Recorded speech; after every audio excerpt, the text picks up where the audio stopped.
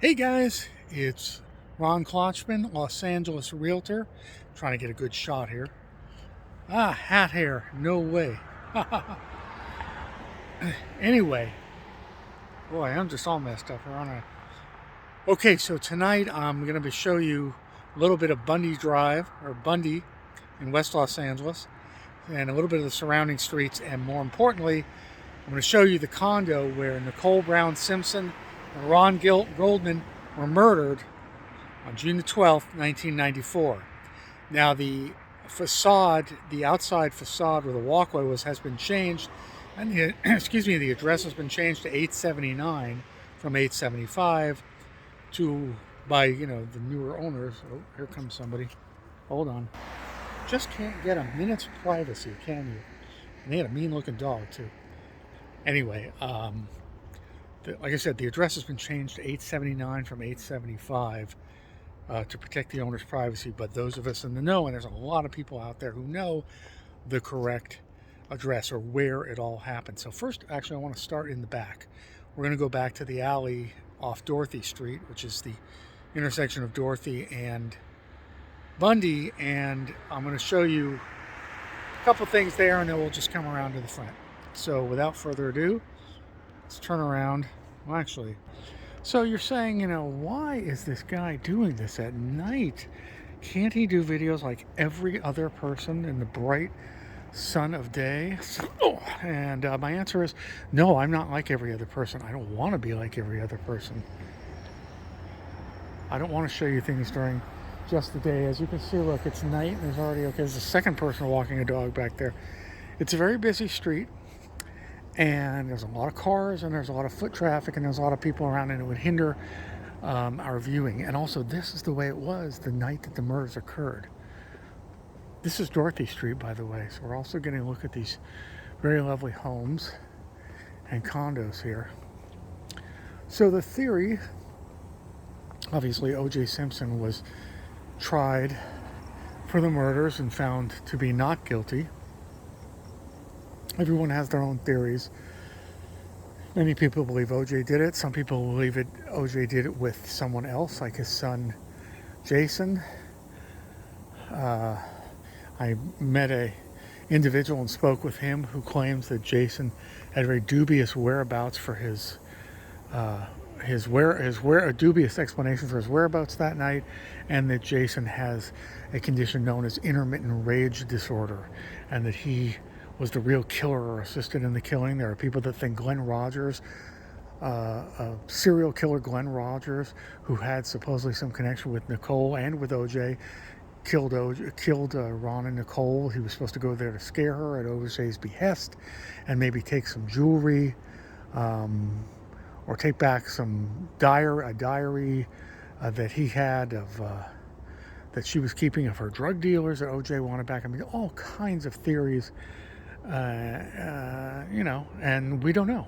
We don't know, and I don't want to stay here because I have my own. I have my own theories, but I think I'm just going to show you the location and leave it for you guys to ponder. Here's the gate.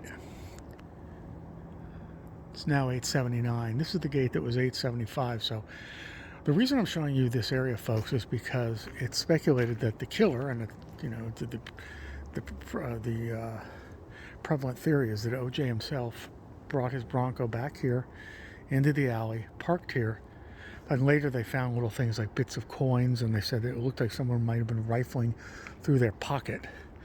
And we men tend to keep coins in our pockets and things like that, and maybe they fell out as he was rifling for the glove or something. But here's 879, that the killer might have come through. The bloody prints, I believe, were inside the gate.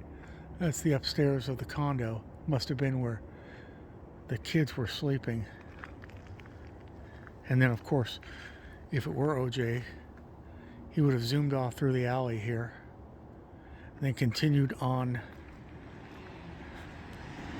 Bundy past San Vicente, past Sunset, up into Rockingham. In fact, there was a woman who swore that she saw O.J. in his white Bronco, and she knew him from the neighborhood. He was honking his horn hysterically and maniacally for her to get out of the way so he could blow the light. and I believe it was on San Vicente and Bundy near the market. And she was absolutely convinced, apparently had no axe to grind.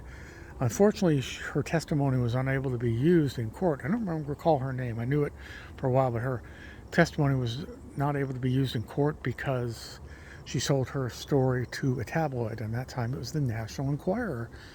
If it were today, it would be TMZ. But because she sold the story for profit, she was not allowed to testify. So you see how dark and quiet it is, even 25 years later. Still the same as it was then. Well, it was a Sunday night at 10 p.m. It's about 10 p.m. right now. Look how crowded it is. Kind of hard to believe all this could go on, including the scuffle in the courtyard, without anyone seeing or hearing anything. But again, other than the cars passing by and the people walking dogs, you can see how quiet it is. Okay, let's go up to the gate. Look at all these cars. My office is just up the road too, on San Vicente, not too far from Bundy. So, there's a lot of traffic. Major thoroughfare. Bundy becomes Centinela further that a ways into West LA, and eventually goes up to San Vicente, almost to Sunset. Okay, we're coming up to the front of the residence. As I say, the address has been changed. Here's the walkway. This was the walkway, but it extended outward. The residents put this wall up, but this was the walkway that led up to the entrance. And they've put this fence up there, or doorway. So you can see, we can't see any of the condo, probably for good reason. And look how thick the shrubs are. But this is your original walkway here. So this is the distance from here back to the unit is pretty good distance, about 50 feet. So it's a pretty good sized courtyard.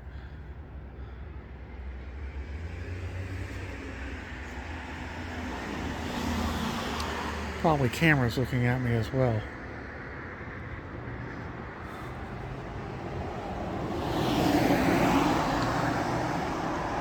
So we can see Bundy Drive here. Now look, again, that's what really amazes me. I guess, people are speeding by at a fairly high rate of speed. Probably the average is probably around 50 miles an hour in probably a 35 zone.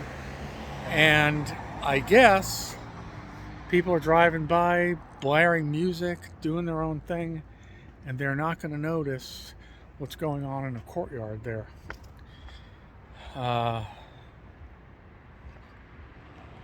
Because it's a little setback from the street, but not completely. Let's see if I can get across this street without having to run from all the traffic. Oh, here comes another car now. A couple of them, both directions. So it's a beautiful neighborhood, guys. It's real quiet, but there's a lot of traffic right here on Bundy. Bundy and Dorothy. That's our intersection. I'm not divulging isn't anything that isn't commonly known. All right, folks. Ron Klotchman here, Realtor. I like to, if possible, show you a combination of the neighborhood, the city of Los Angeles, and maybe where something infamous or famous occurred. That's always been fascinating to me, and I think it seems to be fascinating to a lot of you. Okay, guys. Well, I think I'll leave it there. Need me for any real estate needs, or as you can see, just want to know something about Los Angeles, because I know the places, I know all the haunts. Let me know. Get in touch with me. I'd be very happy to help you out. Okay, folks, Ron Klotchman here again. If you like the channel, if you like the content, please subscribe. If you do subscribe, hit the little bell icon next to the hit the little bell icon next to the subscription button, and then you'll get notifications when I post. Thank you. I get excited doing this. I love showing you my city.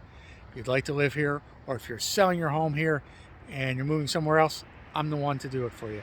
All right, folks, we'll see you at the next location, and we'll here. Former 875 Bundy. right over there. All right, folks, we'll see you at the next location. Thank you. Bye-bye.